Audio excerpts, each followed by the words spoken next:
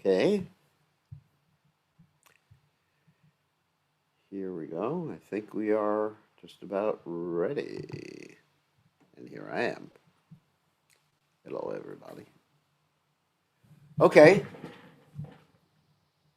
So, let's see. Oh, my camera's not cooperating. Okay, let's do that again. Camera, cooperate. Okay, now it's cooperating. Sometimes it's like a disciple that doesn't listen to me, like most of my disciples. Okay, so let me get the guitar and we'll chant Jai Radha Madhava.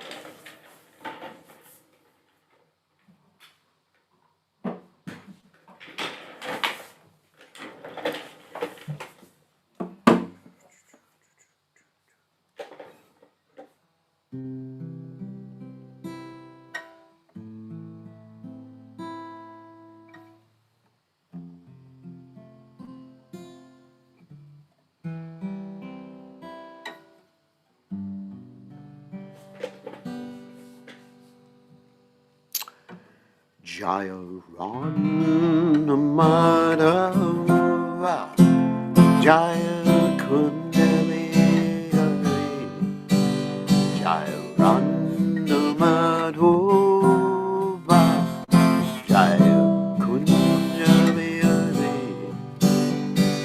Gopijana Palava, Jaya Kirivaro.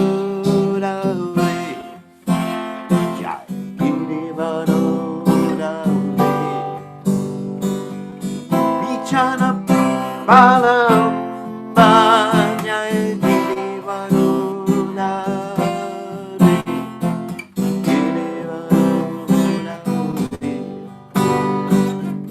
Yasoda Nandana Jaya Vajrajana Nandana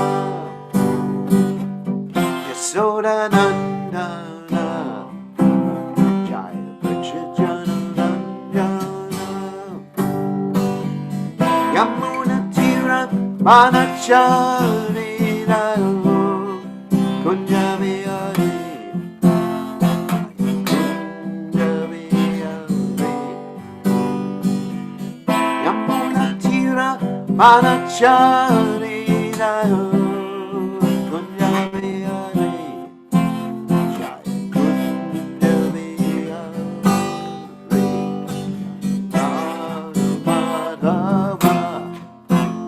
Jaya Kunjabi Hari, Jaya Madhava, Jaya Kunjabi Hari,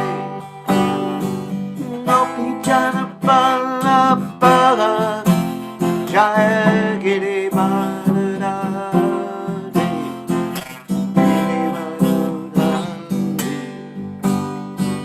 Gopi Jana Palapa, Jaya Girivarunari, Girivarunari, Yasoda Nandana, Jaya Vajrajana Nandana,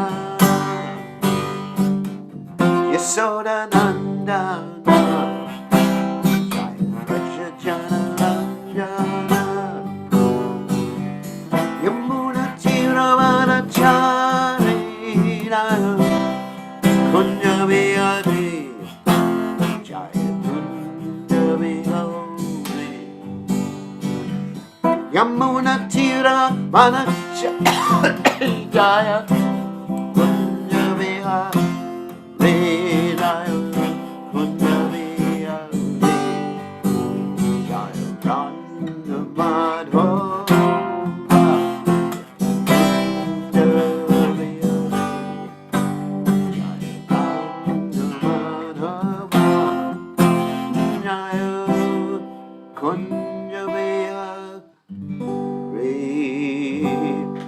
Jai Om Vishnu Pad, Paramahamsa Acharya, also Teta Shima, His Divine Grace. Abhaya Chanana, the Bhaktivedanta Goswami, Srila Prabhupada, Ki Jai, ISKCON, Founder Acharya, Srila Prabhupada ki jai. Anantakoti Vaishnav Vrinda ki jai. Namacharya Srila Haridas Thakur ki jai. Prem se kaho Shri Krishna. Caitanya Prabhu Nityananda Shidwaita Gadadha Shiva Siddhi Gaur Bhakta Vrinda ki jai. Shri Shri Radhakrishna Gopi Gopinath, Shyamakunda, Radhakunda, Giri, Govardhan ki jai, Vrindavanam ki jai, Maturadam ki jai, Jagannath Swami ki jai, Yamunamai ki jai, Shrimati Tulasi Devi ki jai, Samaveda Bhakta, Vrinda ki jai, Gaur Premananda, Hari Hari Hari Bol. All glories to the assembled devotees. All glories the assembled devotees. All glories the assembled devotees. All glories to Shri Guru and Gauranga, Srila Prabhupada ki jai, Gaur Premananda, Hari Hari Bol. Nama Om Vishnu Padaya Krishna Prastaya Bhutale Shrimati Bhakti Vedanta Swaminiti Namane Namaste Saraswati Deve Gauravani Pacharane Nivashesha Sunyavadhi Paschachate Jataranhe.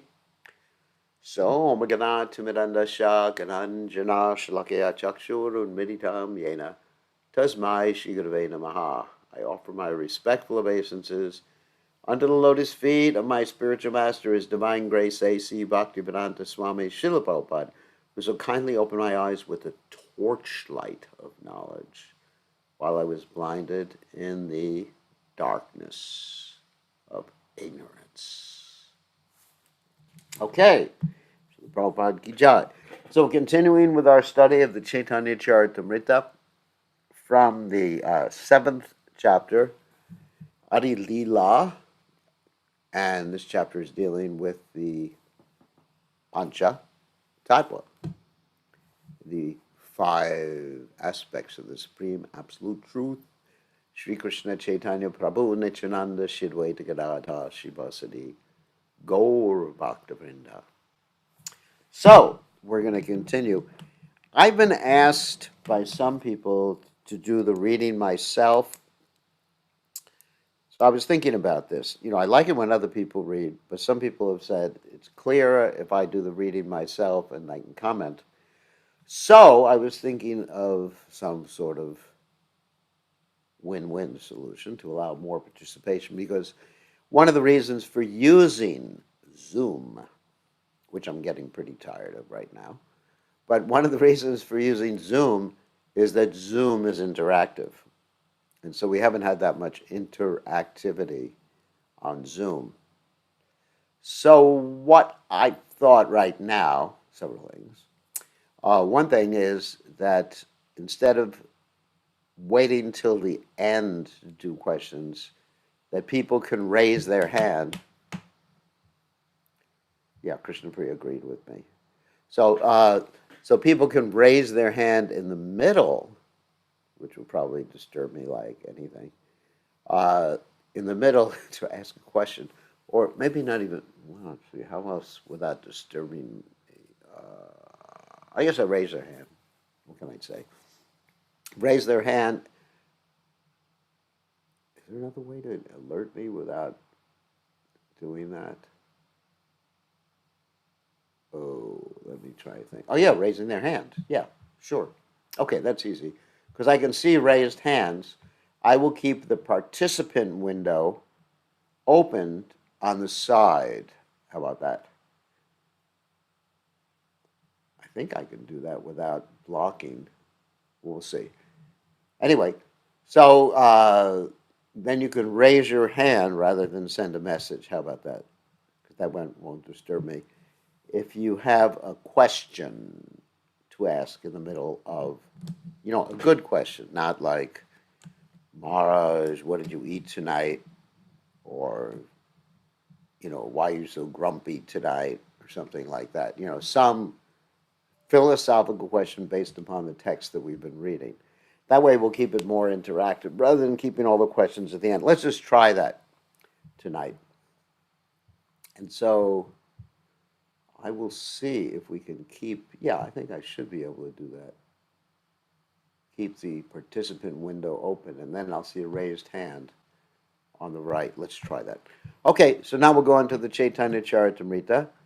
Jaya Jaya Sri Chaitanya Jaya Nityananda Jaya Dvaita Chandra Jaya Gaura Bhakta Vrinda Jaya Jaya Sri Chaitanya Jaya Nityananda Jaya Dvaita Chandra Jaya Gaura Bhakta Vrinda Jaya Jaya Sri Chaitanya Jaya Nityananda Jaya Dvaita Chandra Jaya Gaur Bhakta Vrinda. Okay, let's see if we can clear our window like that. This is going to be a little bit of a challenge. So ultimately, we want to morph away from Zoom and go to a virtual reality conferencing software where all of you can have avatars and we can be sitting around talking to each other about Krishna. That's the next step because I'd like to be on the cutting edge of Krishna consciousness. So anyways, so that's the next step, but that may not occur for several months until I figure out the right software for doing that, where you can actually all be present in a room virtually with me while I'm reading from Caitanya Charitamrita. Because seeing all these squares makes me think that you are all square. So anyway, so let's go on without further ado to the Caitanya Charitamrita. Let me see if I can do this. Hold on a second. Give me a second to try to get this set up. Okay. Let's see if we can do the participants. It seems to block it. Let's see. Oh, I think I see how to do it. Sharing a window. All right. I know you're seeing something blocking. Let me just check this on Facebook just to see what it looks like. Give me a second. This is just setting it up for the first time. Like this. Hold on.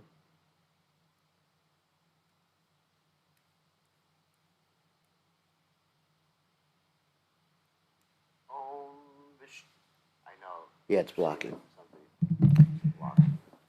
Oh, Govinda, let's see. There must be a way to do this. I think this is the way to do it. Yeah. Okay, got it. Got it.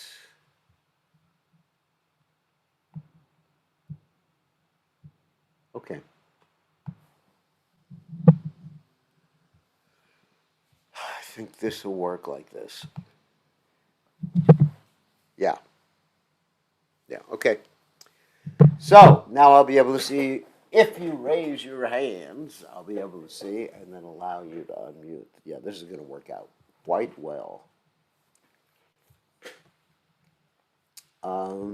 Here we go. Puchila Tamara Nama Shri Krishna Chaitanya Kesha Bharatira Shisha Tate Tumadanya. Prakashananda Saraswati then said, I understand that your name is Sri Krishna Chaitanya. You are a disciple of Sri Keshava Bharati, and therefore you are glorious. So remember, Prakashananda Saraswati is the head of the, I'm just reiterating what we talked about yesterday. He is the head of the Mayavadi impersonalists in Benares. And Lord Chaitanya Mahaprabhu has been invited for lunch with all the sannyasis, and Lord Chaitanya was invited by a Brahmin, and Lord Chaitanya wanted to deal with these Mayavadi sannyasis who were blaspheming him because he was dancing and chanting and not doing the proper thing of just studying Vedanta and being miserable like all the other sannyasis. So therefore, they invited him, or the Brahmin invited him, to take lunch with all the other sannyasis. Of course, they were all vegetarians, so that's all right.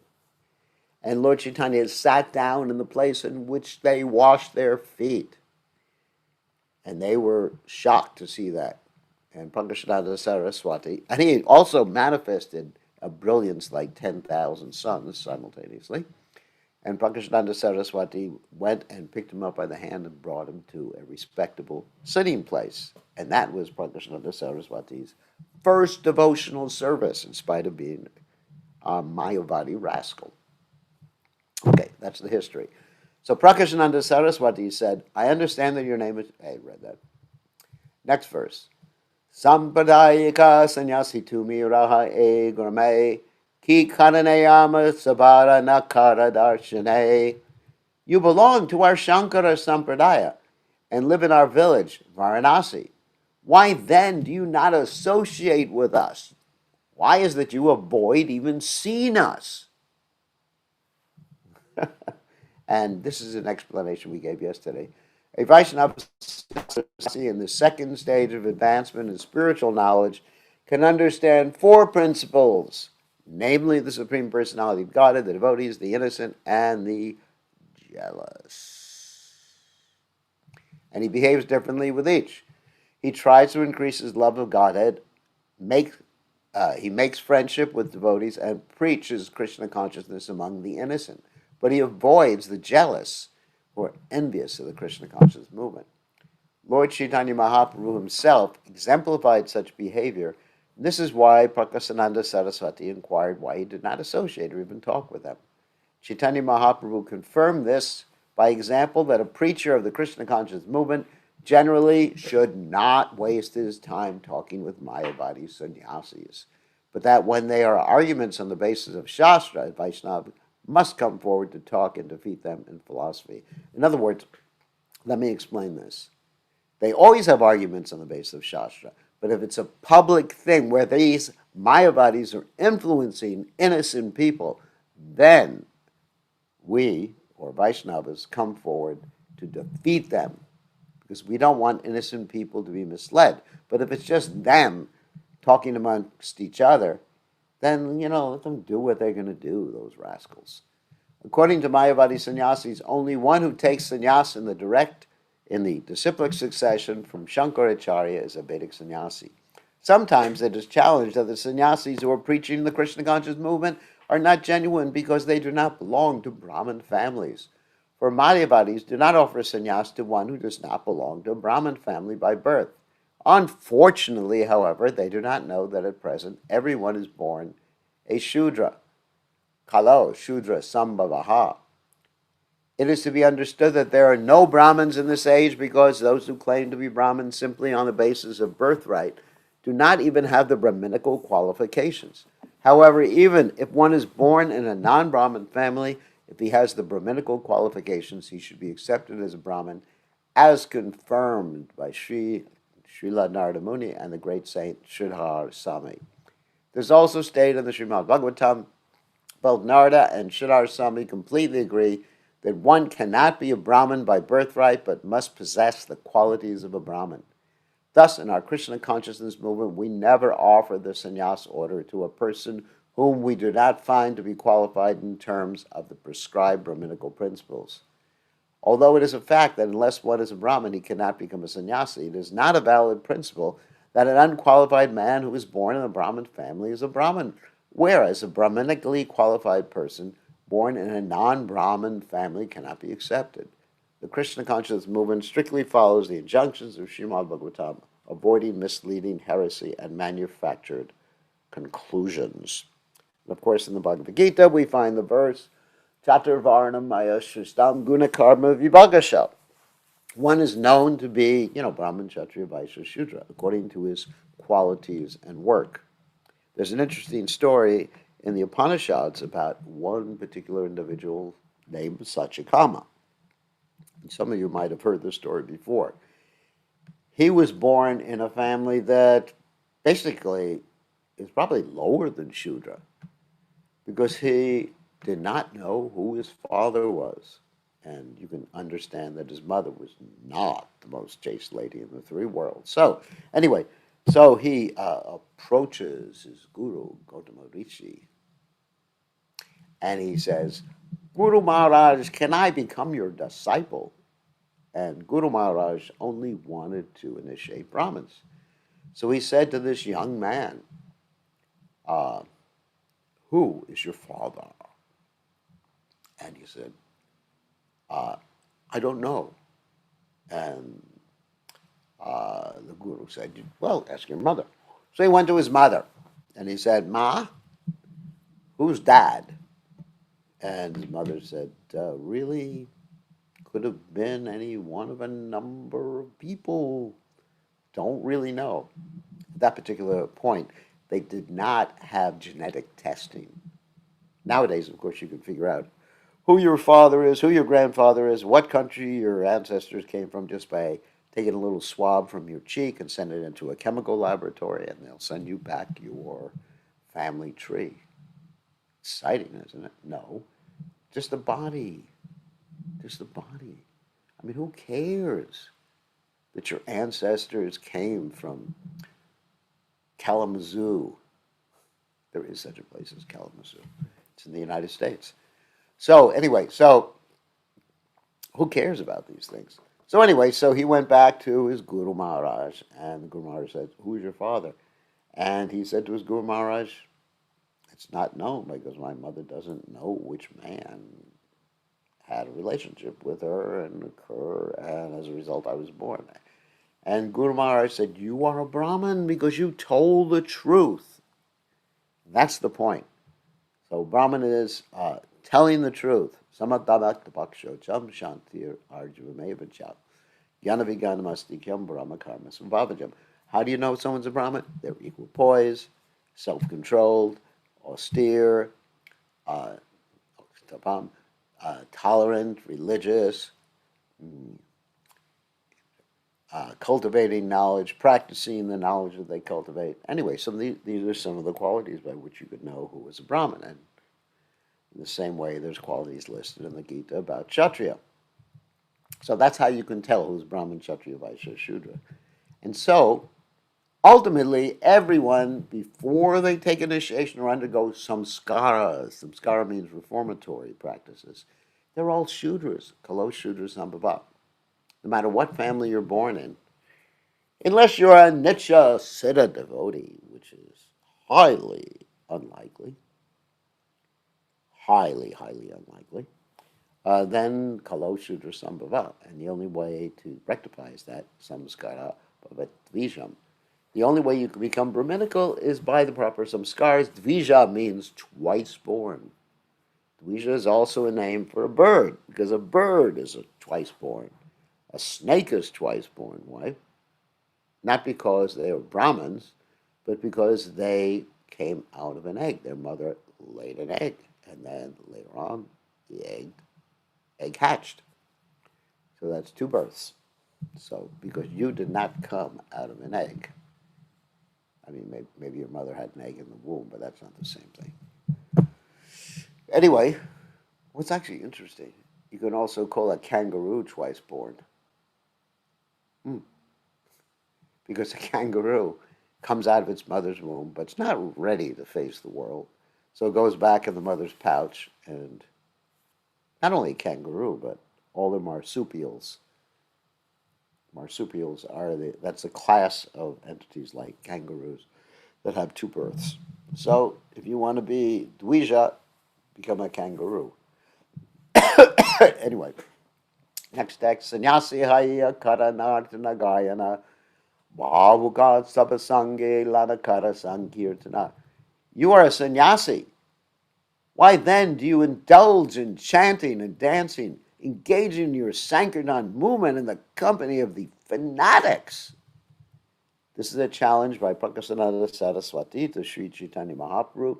Srila Bhaktisiddhanta Saraswati Thakur writes in his Anubhasha that Sri Chaitanya Mahaprabhu, who is the object of Vedanta philosophical research, has very kindly determined who is an appropriate candidate for study of Vedanta philosophy. The first qualification of such a candidate is expressed by Sri Chaitanya Mahaprabhu in his Shikshashtika. Trinadapi su nichena tarariva. Eva is another way. Sometimes api or eva. Api sahishna amanina manadena kirtaniya sarahari. That's from the Chaitanya Charitamrta 17, the chapter of the Adi Lila, text 31. This statement indicates that one can hear or speak about Vedanta philosophy through the disciplic succession. One must be very humble and meek, more tolerant than a tree, and more humble than the grass. One should not claim respect for himself. One must have these qualifications to be eligible to understand Vedic knowledge. So that's also important insofar as devotees preaching Krishna consciousness. We were asked to preach Krishna consciousness basically from the first day we joined the movement. So you can do that if you repeat in a humble fashion what you have heard without mental concoction. Then you're empowered by Srila Prabhupada and Lord Chaitanya Mahaprabhu to preach, even if you're not that expert in the philosophy. Vedanta Patana Dhyana Sanyasira Dharma Taha Charikara Kena Bhavu Kera Karma.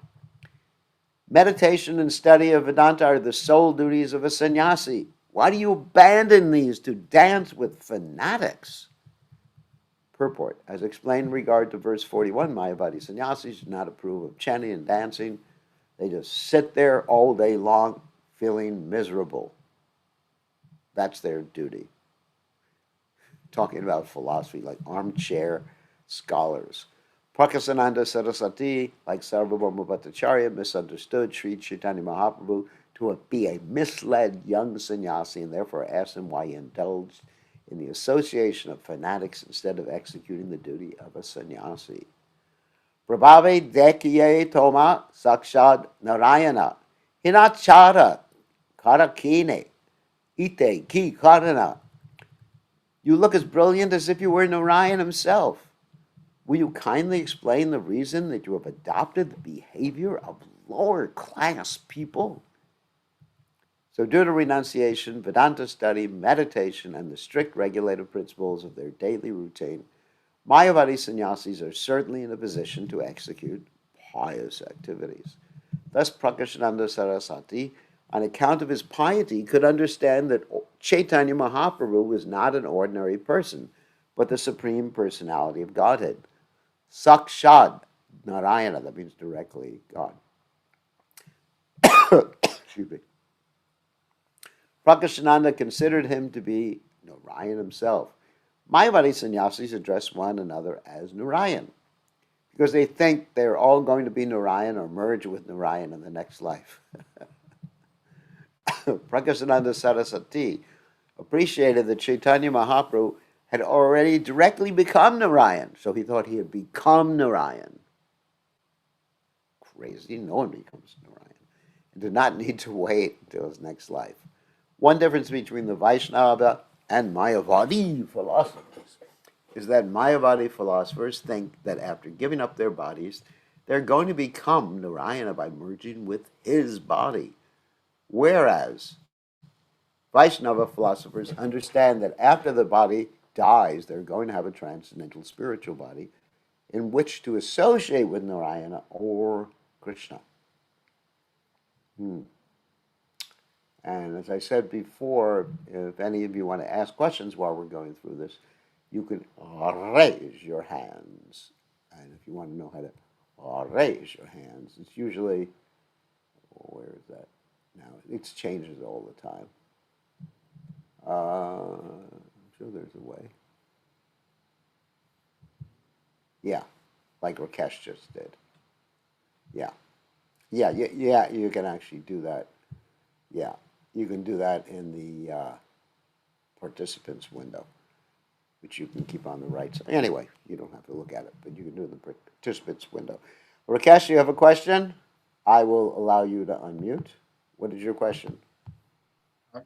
Gurudev. Gurudev, my question is like, when we talk about soul, when we do our pious activities, we get soul is covered by three things: false ego, mind, and intelligence. So, with our pious activities, with love of Godhead, soul becomes uncovered with that, and then what is transcendental body? Then, if we have a transcendental body, so from material body we go to the soul with our pious activity, and then what is transcendental body like? Where does that come?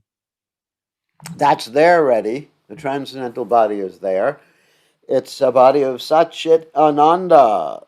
I mean, Satchitananda form, Vigraha, and it's covered up right now, just like your hand may be covered up by a glove, or your body may be covered by clothes.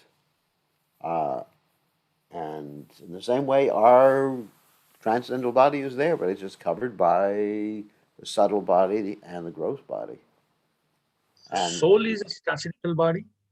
the soul is the same as your transcendental body. There's no difference. There's no duality. Your transcendental body is the soul. Okay? Okay. Ain't no difference. Ain't, ain't, if that's a proper word. There is no difference. Okay. Let me, okay. Let me, hold on a second. Okay. Thank you very much for your comments. Let's continue. Prabhu kahe shuna sripada ihara karana. Guru more mukha deki karila shashana. All right. This is actually really important. Sri Chaitanya Mahaprabhu replied to Prakashananda Saraswati, "My dear sir, kindly hear the reason my spiritual master considered me a fool and therefore he chastised me." So the injunction is that one should always be a fool before the spiritual master. Now, I'll tell you a joke about that, all right? That does not mean that one should act like a fool before the spiritual master, you know. Like if the spiritual master says, "Why are you so foolish?" You say, "Well, I'm just fulfilling the injunction that one's supposed to be a fool before the spiritual master." It's not really the point. One is supposed to be humble before the spiritual master. Humble before everybody, when to speak of the spiritual master. So Lord Chaitanya Mahaprabhu is exhibiting this humility that he had before his spiritual master and his spiritual master. Of course, it's not really true that Lord Chaitanya's spiritual master called him a fool. But Lord Chaitanya is doing something like it's a rhetorical teaching technique, okay? He's saying that my spiritual master considered me a fool, and therefore he chastised me. In other words, Lord Chaitanya is taking the position, or by example, or not even an example, by telling the story, he's showing how the Mayavadis should act instead of thinking themselves to be very brilliant. So, purport. When Prakasananda Saraswati inquired from Lord Chaitanya Mahaprabhu why he neither studied Vedanta nor performed meditation, Lord Chaitanya presented himself as number one fool in order to indicate that the present age, Kali Yuga, is an age of fools and rascals in which it is not possible to obtain perfection simply by reading Vedanta philosophy and meditating. The Shastras strongly recommend, and I think you know this quote from the Chaitanya Charitamrta and also the Brihad Naratiya Purana, Hare Nama, Hare Nama, Hare Nama eva kevalam, kalo nasjeva, nasjeva, nashteva, gotiranyata. I mean, this is something we used to chant on Sankirtan when we went out, in addition to chanting the holy name. In this age of quarrel and hypocrisy, the only means of deliverance is the chanting of the holy names of the Lord. There is no other way. There is no other way. There is no other way.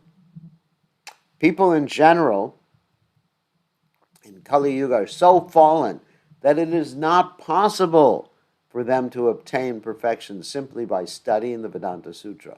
One should therefore seriously take to the constant chanting of the holy name of the Lord. So forget about everything else. Murka tumi, tomara nahika, Vedanta adhikara, Krishna mantra japa sara, e mantra sara. You are a fool, he said. You are not qualified to study Vedanta philosophy, and therefore you must always chant the holy name of Krishna. This is the essence of all mantras or Vedic hymns. Purport. Srila Bhakti Siddhanta Saraswati Goswami Maharaj comments in this connection. One can become perfectly successful in the mission of his life if he acts exactly according to the words he hears from the mouth of his spiritual master. This acceptance of the words of the spiritual master is called Shrota Wakya, which indicates that the disciple must carry out the spiritual master's instructions without deviation. Srila Vishwanath Chakrabarti Thakur remarks in this connection that the disciple must accept the words of the spiritual master as his life and soul. Sri Chaitanya Mahaprabhu here confirms this by saying that since his spiritual master ordered him only to chant the holy name of Krishna, he always chanted the Hare Krishna Mahamantra according to this direction. Krishna mantra japa sara. That means always chant the Krishna mantra. A mantra sara. Krishna is the origin of everything. Therefore, when a person is fully Krishna conscious, it is to be understood that his relationship with Krishna has been fully confirmed. Lacking Krishna consciousness, one is only partially related with Krishna and is therefore not in his constitutional position. Although Sri Chaitanya Mahaprabhu is the Supreme Personality of Godhead, Krishna, the spiritual master of Godhead, Krishna, the spiritual master of the entire universe, he nevertheless took the position of a disciple in order to teach by example how a devotee should strictly follow the orders of a spiritual master and executing the duty of always chanting the Hare Krishna Mahamantra. One who is very much attracted to the study of Vedanta philosophy must take lessons from Sri Chaitanya Mahaprabhu. In this age, no one is actually competent to study Vedanta, and therefore it is better that one chant the holy name of the Lord, which is the essence of all Vedic knowledge, as Krishna himself confirms in Bhagavad Gita, 15th chapter, text 15, Vedaischa sarar, aham eva vedyo Vedanta krid Veda Vedeva chaham. By all the Vedas, I am to be known. Indeed, I am the compiler of the Vedanta, and I am the knower of the Vedas. Only fools give up the service of the spiritual master and think themselves advanced in spiritual knowledge. In order to check such fools, Chaitanya Mahaprabhu himself presented the perfect example of how to be a disciple. A spiritual master knows very well how to engage each disciple in a particular duty, but if a disciple, thinking himself more advanced than his spiritual master, gives up his orders and acts independently, he checks his own spiritual progress.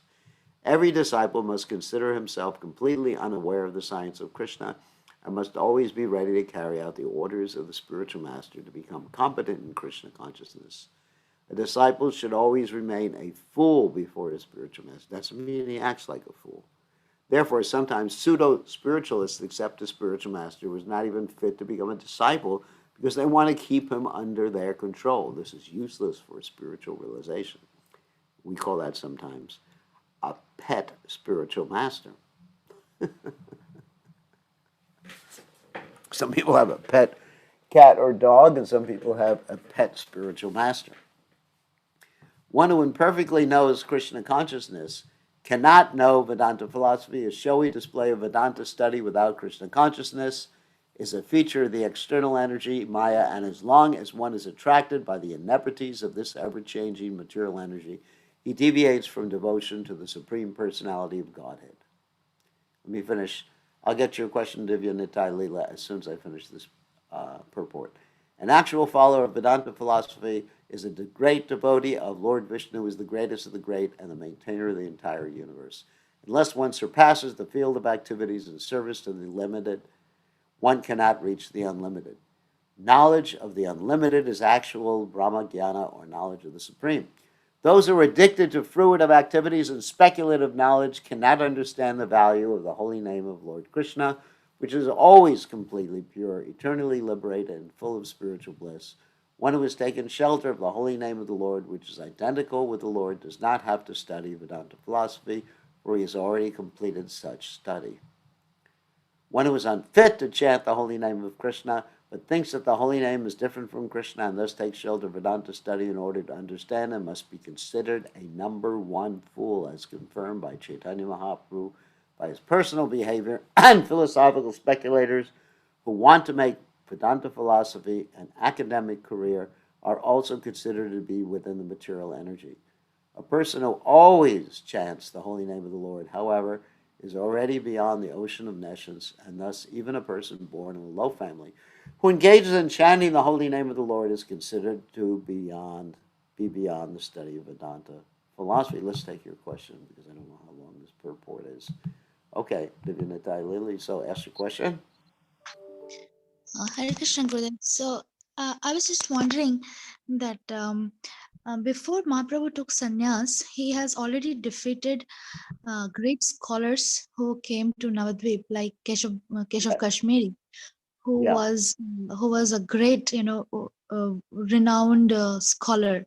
He has already defeated. Mahaprabhu has defeated. So by the time Mahaprabhu could have come to Banaras, his this news that he was defeated in Navadvip would have reached to the Mayavadi sannyasis. Then how is it yeah. that they did not consider thinking that Mahaprabhu is the person who defeated Keshav Kashmiri and he is fool? How do you? I mean, like you know. Well, he wanted to give the example that in the beginning, when he first took initiation from his spiritual master, he was chastised by his spiritual master. He didn't say, he never told the Vedantists that he never studied Vedanta philosophy, but he was, but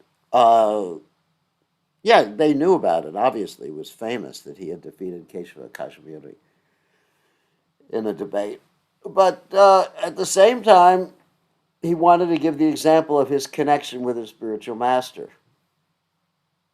Now, obviously, this was just a story, and Lord Chaitanya Mahaprabhu never got chastised by his spiritual master in such a way. So he's just trying to teach them. He's just trying to teach them. And they knew he knew Vedanta. But another thing about Mayavadis, it's not that you just know Vedanta, you're supposed to continually study it every day, hours and hours and hours. And Lord Chaitanya wasn't doing that after he took sannyas. Okay, so that answers that. So lower hand, Rakesh, you have another question? You raised your hand again. No? Myself. Yes. Yeah. Question I have regarding my previous question. Soul has no form. So how do we get a transcendental Wait, body wait, and have? wait, wait. Backtrack. Who said the soul has no form? Oh, that's what I thought. How does the soul look like? The soul has a spiritual form, not a material form. You cannot perceive the soul's form with your material eyes. The What? soul has a the soul. Your soul has a form. My soul has a form. Everybody's soul has a form. It's not a It's not. Jyoti or something. No, no, no, no, no, no. Your soul has an eternal form, and that form right now is covered up. So when they talk about Brahm Jyoti, soul going into Brahm Jyoti as a it's a light bulb or something. So that is not true at all. Yeah, the soul goes into the Brahmajyoti as a light bulb, right? And the soul's form is still not manifest in the Brahmajyoti.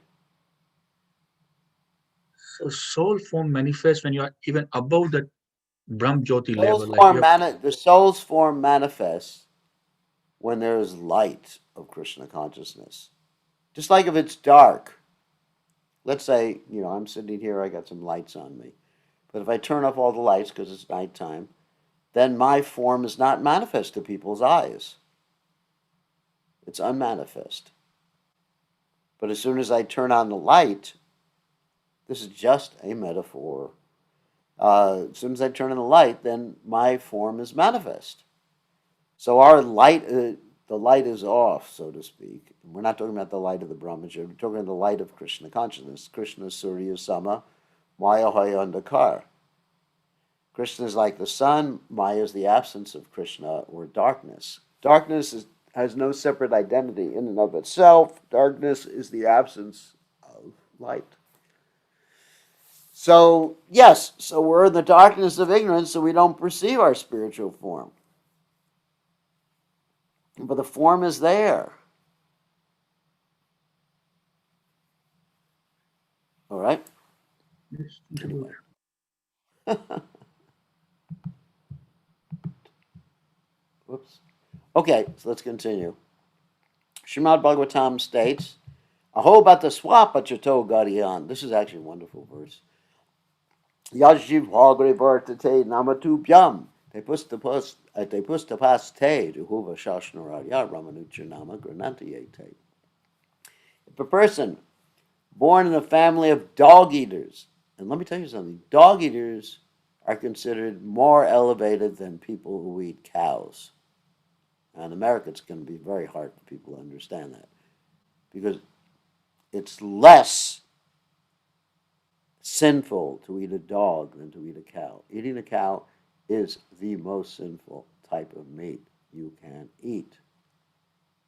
Better you eat a cockroach, better you eat frogs, anything you want to eat, but no cows. It's not that you have my permission to eat anything you want to eat, but just don't. If you're going to eat meat, eat something else other than a cow. Takes the chanting the holy name of Krishna. It is to be understood that in his previous life he must have executed all kinds of austerities and penances and performed all the Vedic. And actually, this verse says more than that. Let's go back to the verse. Brahmanuchar Nama Gadantiye. He's attained the status of being a Brahmin. That's what the verse says. If he's chanting Hare Krishna. Rig Vedota Yajaveda Sama Veda Pyatartvanaha Adhitastena Yenoktam Hayar Yaksharatwayam. A person who chants the two syllables Hari has already studied the four Vedas, Sama, Rig, Yajur, and Atharva. Taking advantage of these verses, there are some sahajis, that means people who take things cheaply. That's what Prabhupada just says, who, taking everything very cheaply, consider themselves to be elevated Vaishnavas, but do not care even to touch the Vedanta Sutra or Vedanta philosophy. A real Vaishnava, however, should, study Vedanta philosophy. But if after studying Vedanta, one does not adopt the chanting of the holy name of the Lord, he is no better than a Mayavadi. Therefore, one should not be a Mayavadi, yet one should not be unaware of the subject matter of Vedanta philosophy. Indeed, Caitanya Mahaprabhu exhibited his knowledge of Vedanta in his discourses with Prakashananda Saraswati. So how do we become aware of Vedanta philosophy? It's not that we have to study the Vedanta Sutra. We simply have to read and understand and study the Srimad Bhagavatam. The Srimad Bhagavatam is the mature commentary on the Vedanta Sutra written by the Vedanta Sutra's author, Srila Vyasadeva. Thus, it is to be understood that a Vaishnava should be completely conversant with Vedanta philosophy, is all in all, and therefore be unattached, should not think, studying Vedanta is all in all, therefore be unattached to the chanting of the holy name. A devotee must know the importance of simultaneously understanding Vedanta philosophy and chanting the holy names. If by studying Vedanta one becomes an impersonalist, he has not been able to understand Vedanta. This is confirmed, again, Prabhupada quotes in the Bhagavad Gita 15:15. By all the Vedas I am to be known. Vedanta, anta means end, Veda anta. So it means the end of knowledge. The ultimate end of knowledge is knowledge of Krishna, who is identical with his holy name. That's all you have to know. Cheap Vaishnavas, Sahajas, do not care to study Vedanta philosophy as commented on by the four Acharyas. In the Gaudiya Sampradaya, there's a Vedanta commentary called the Govinda Bhashya, but the Sahajas consider such commentaries to be untouchable philosophical speculation, and they consider the Acharyas to be mixed devotees. Thus, they clear their way to H-E-L-L.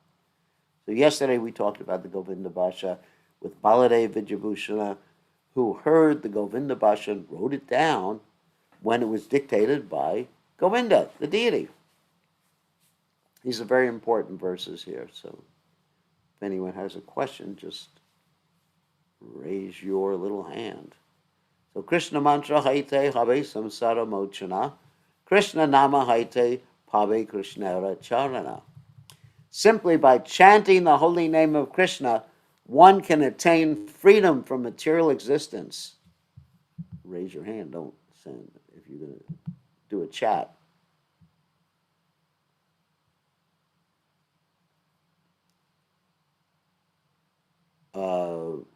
That's something a little elevated. So Bhaktivinoda Thakur's in Jivadharani Soul has 11 bhavas. That's called a Katasha bhava. And that has to do with the process that we do not follow, because Prabhupada and Bhaktisiddhanta Saraswati Thakur said, this is not our process.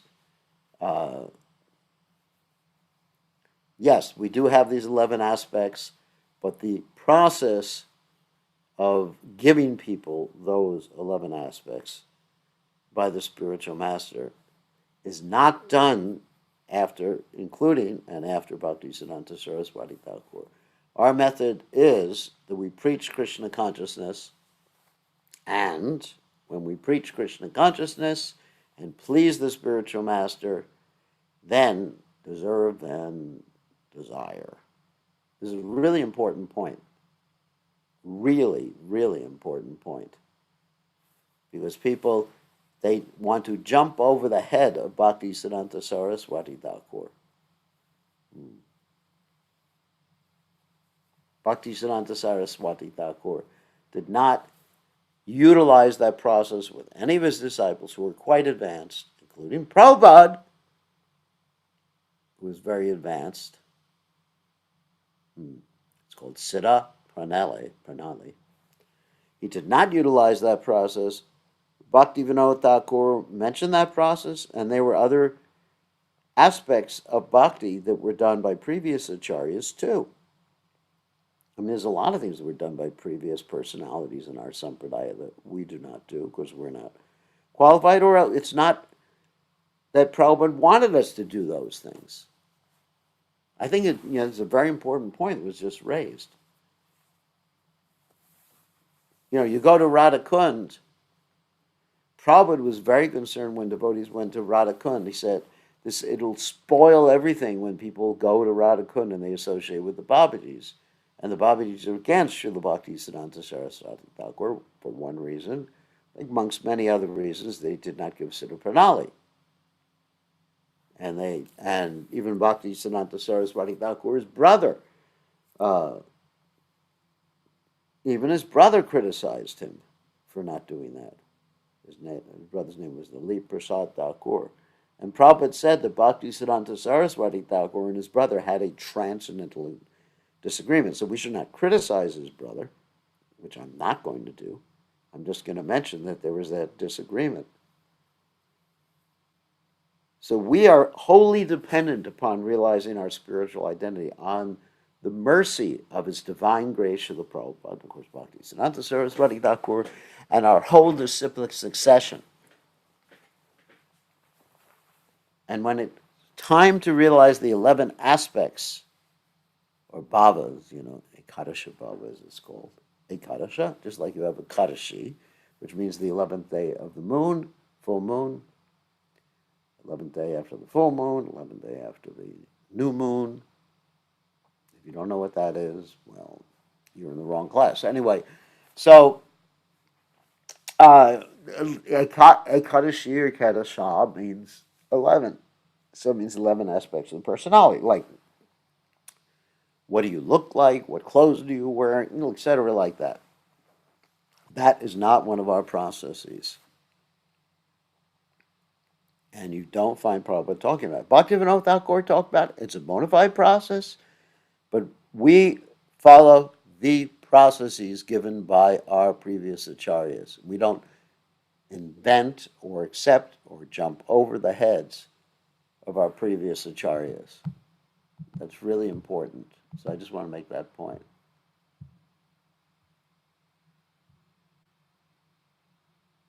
Yes, we do have an eternal form. It is a fact. We have these bhavas. That is a fact. But it's not something that we concentrate on, or we don't do the Siddha Pranali, which is not Prabhupada's. Yes, it is. We do have 11 aspects to our personality. And actually, Bhaktivinoda Thakur talked about these 11 aspects. We are not denying that. But it's something that we don't get into at this particular point. It is revealed. This is Prabhupada's instruction to us. His Divine Grace, A.C. Bhaktivedanta Swami Srila Prabhupada. And I am faithful to Srila Prabhupada, and I am faithful to what Prabhupada, and I'm not going to go beyond what Prabhupada has instructed us. Prabhupada told us to read the books of the Acharyas, but Prabhupada, as far as the practices that we follow the practices given to us by Prabhupada, and we understand the historical contexts of the books of the Acharyas. The historical context, and we understand what Srila Bhaktisiddhanta Saraswati Thakur did, and what Srila Prabhupada did. And we understand what our adhikar is. Some important points. No one's going to argue. I'm not saying that what Bhaktivinoda Thakur said is wrong. It's absolutely correct. But there's certain practices that are not applicable, such as if you read the Jaiva Dharma, you'll read about certain practices that are perfectly all right, and wonderful, ecstatic, and everything like that, but are not applicable. If you're a follower of Prabhupada, if you're not a follower of Prabhupada, that's another thing. That's another thing. So we have to decide, who we're followers of. I am a follower of Prabhupada. And whatever I do, if I want to have the adhikar, then I need to be in tune with what Prabhupada wanted. Spiritual things, obviously. I drive a car, it's a different thing. But spiritual things, we have to be in tune with what Prabhupada gave us. What do they say? Fools rush in where angels fear to tread. And I have full faith that by serving Prabhupada, yes, I will recognize the 11 bhavas, aspects of my transcendental body. But my concern is, Mama Janmani Janmani Ishvare Bhavatad Bhakti Yohitaki Twaye. I simply would be interested in serving and pleasing Prabhupada life after life. I mean, that was the teaching that Prabhupada gave us, the emphasis that Prabhupada gave us. One may say that's less advanced, and I have read the books of the Acharyas. I had read Bhaktivinoda Thakur's works, not all of them, but the major ones, and I am aware of these things. Okay. Anyway, it's a private message, so whoever I was dealing with, it's all right. I'm not going to mention their name. I think it was a private message. Thank you. Okay. Oh, it's a message to everyone. Yes. So the spirit soul does have 11 bhavas or aspects. All right. We got into that simply by chanting. I wonder if I should go for just questions and answers at this particular point. Okay. Anyway, it seemed to work out pretty well. So let's go. And we'll allow you all to speak. If anyone wants to know their spiritual identity, you can speak now and let me know.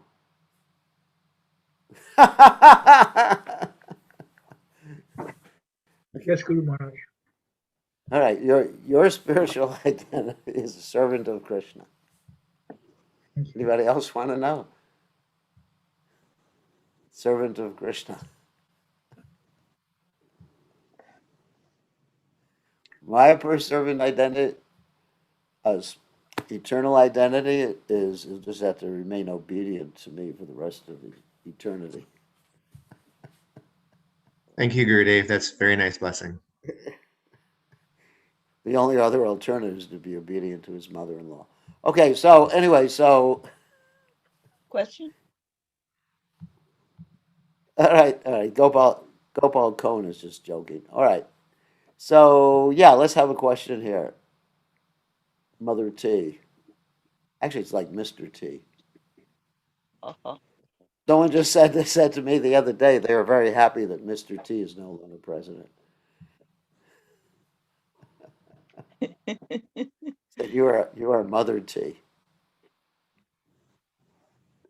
So in this day and age, because especially right now we're being, it's just hard to survive sometimes. So many of us have gotten the habit of like just lying without being conscious of it.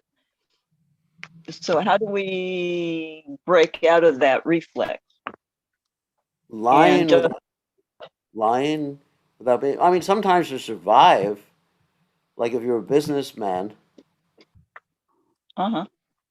if you're a businessman, sometimes you have to lie. For you, there's no profit. Right? Well, I mean, just in general, because like you're dealing with empathic communication, and because we're so used to communicating in a way that hurts one another. So when we interact, we feel like we're being attacked by someone. So it almost becomes like natural just to lie to avoid being hurt or feel like we have to defend ourselves and that Yeah, kind of sometimes thing. we do. Sometimes we do. I'm not finding fault with that. But how do we break out of that? Because you said like as Brahmins. Well, then we should only reveal ourselves with people we trust. Reveal ourselves, or be completely open with people we trust. I mean, otherwise, people can just step all over us. You know, you have to have some discrimination.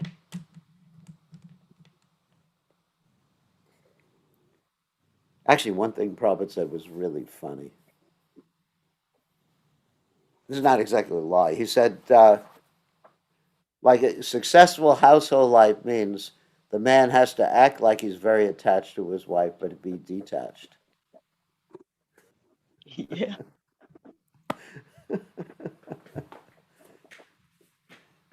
Am I beautiful? Yes, you are beautiful. Because if the husband tells his wife, compared to the deities, you are, anyway, you're challenged. So, anyways, he says, if his husband pulls out his shastras and says, you know, Boma Ijati, I know, he says, I'm trying to understand. Oh, yeah, yeah. Stool mucus and urine or something like that, or Tridadukate. That's what I was looking for. Tridadukate. Three dhatus that he's made of. Then it will actually lead to problems in household life. Of course, he has to see. I'm seeing Mother Irma's raising her hand, so I have to be nice now. Of course, he has to. So he has to think in a spiritual way that he loves his wife because she's a spirit soul. So, and she's part and parcel of Krishna. So, I really have to behave myself right now because my teacher's watching me. So, I won't pursue it anymore. yeah, don't pursue it because I'll get in trouble and then I'll fail school and it'll all be over for me. I will never hear the end of it.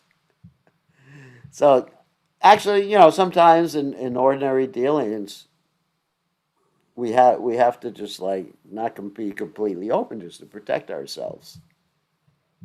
Of course, one who's a Brahmin has to tell the truth, but not has to tell the truth without being asked. In other words, as I give the example many times before, if someone is ugly, it's not that you walk up to them and say that you're as ugly as sin.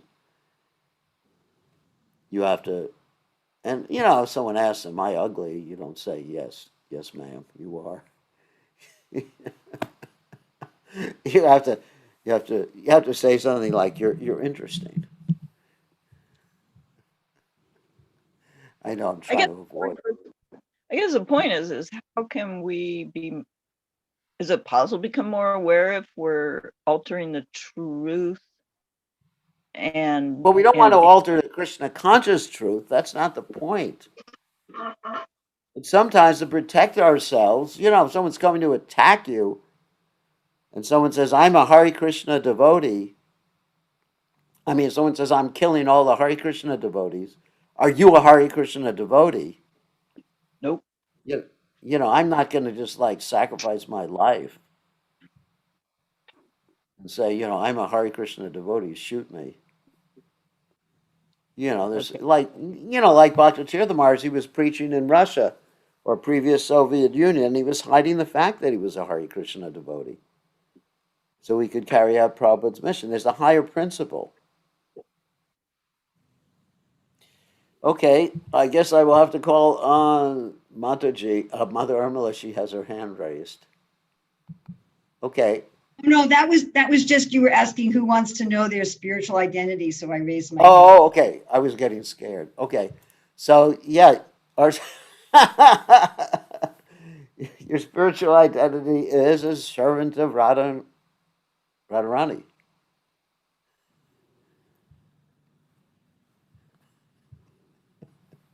So, and Krishna. It's an inside joke. So, anyway, so Gopal, you have a Yes, question? Gurudev. Yes, Gurudev. A little bit of a follow-up to what Mother Tulsi was asking. So we see that sometimes, we come to Krishna consciousness at a later time in life, 20s, even 30s or later.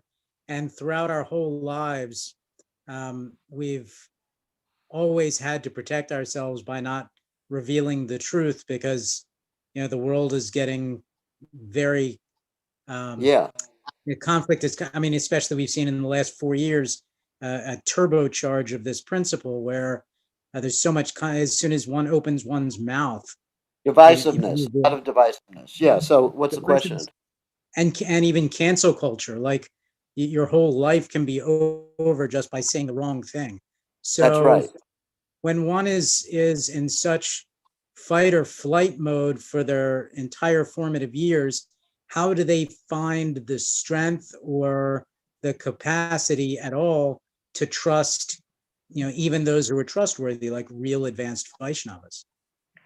That is a challenge because, PTSD.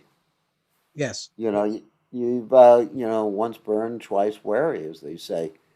Uh, but sometimes you just can't just speak out. I mean, like recently talking about the political situation, I've been meeting with some devotees who have different political views than I have, and I ask them what their political view is, and they respond with something that's diametrically opposed to what I'm thinking. And they ask me, so what do you think? And I say, well, I'm just listening. So you got to protect yourself. I mean, it's a real world out there. It's a dangerous world. So sometimes you can't really be just like vulnerable in front of people. But we have to have people that we trust. Dadati pratigranati guya makyati prichati bhungte bojyate chaiva. We have to actually have people who we can trust to reveal our minds to. Maybe it's But just let's one, two, three people. but let's What? let's say someone gets to the age of 25, 30, whatever they may be, and they've never in their lives met a single person, including their own parents, who they could trust. How does one learn at that point? Well, I came to the age of 20. I'm a little older than that now. You can probably tell. But anyway, so I came to the age of 20 and I really didn't have anyone fully I could trust until I met Prabhupada. Prabhupada was the first person I trusted.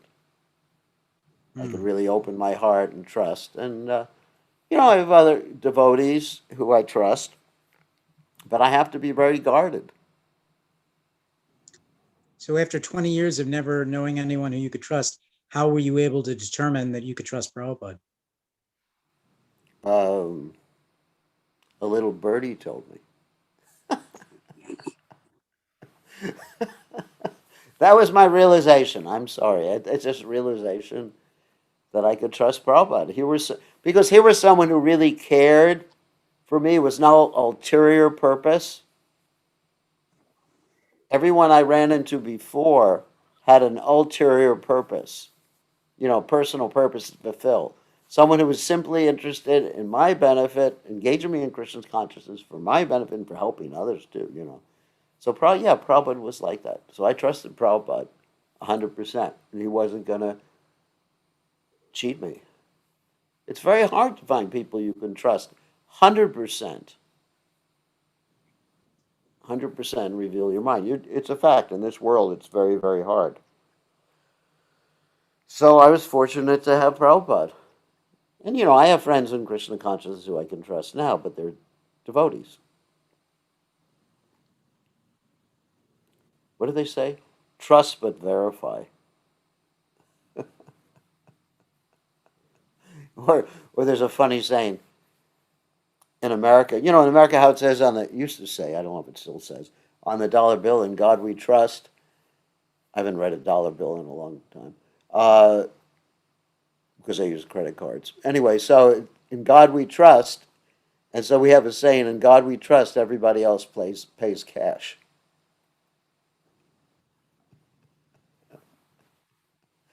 So, you know, one has to be a very advanced devotee for us to be able to put our complete faith in them. You know, 100% faith.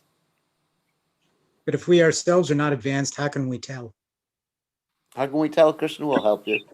I mean, I joined the movement at 20 something years, 20 years of age, and then it was apparent that Prabhupada was someone who I could trust. Okay, we got, let's, two more questions. It was getting late. Oh my God. My Google Home is talking again. No. Wait a second. Who told you to speak? Normally you say, "Hey Google." I don't know why does it keep saying that. Normally you start Uh, with "Hey Google." I never say "Hey Google," but it recognizes. You know, it's not perfect. It's not like you, Rishikesh, but it's just not perfect. No, Gurudev, I also have it, but it never interrupts me. I just have to say, "Hey Google," then she starts speaking. Oh, you just have to say, "Hey Google, stop." No, yeah, that's the way it's configured. It will not pick up any Okay. conversation unless you say, "Hey Google." Anyway, mine is not submissive like yours is. Okay, let's just take real quickly. Krishna Priya, you got a question or no? Yes, Gurdev, semi-basins. So when you were speaking about trust the other day, my Gumaj he was giving a class and somebody asked about that, like that sometimes you reveal your mind and then that you can't always trust the people that you reveal it to. And then one point that I brought up that I thought that he brought up, I thought maybe you could elaborate on, was that Krishna is always with us and that we need to develop that trust in Krishna, that Krishna is making all the different arrangements that we need. He knows what's going on in our heart at a particular time. And Yeah. so I was reflecting on that. And another class I heard by someone else saying how we need to learn to be simple and not duplicitous. Yes, we need to be simple and not duplicitous, but we have to be practical when dealing with this material world too. Right. I would say that it's a dangerous place. You know, we got to be really careful. Of course.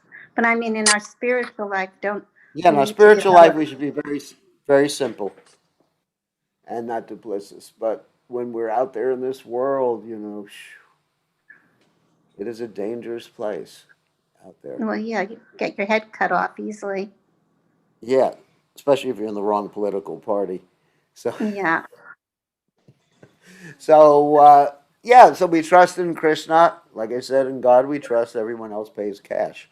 So, Yomam Pashati Sarvacha Sarvam Jamai Pashati Tasham Napranashan Me Sache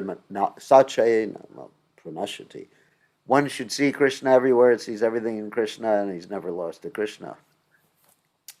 Yomam Pashati Sarva, 6:30 in the Bhagavad Gita.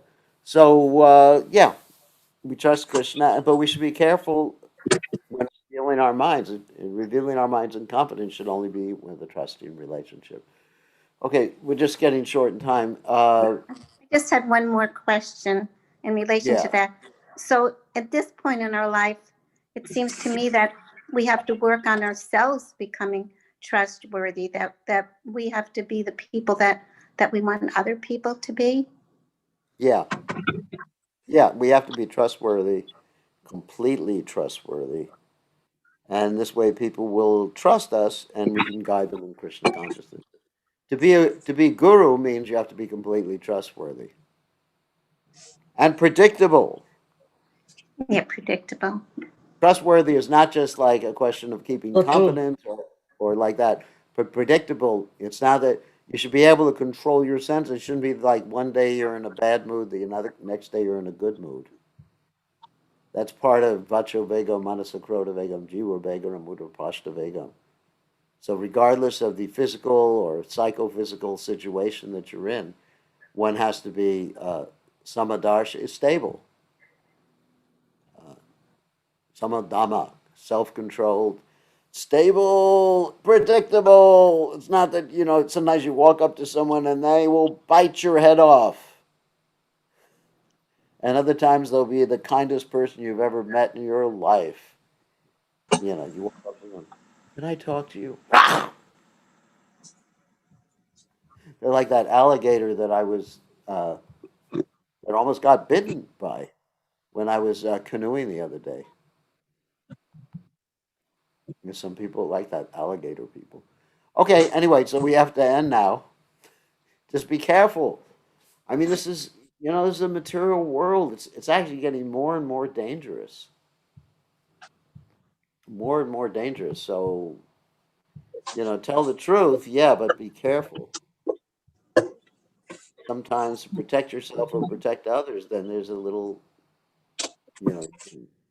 stretch things. Okay, interesting. So thank you very much. We'll see everybody later or tomorrow. All glories to His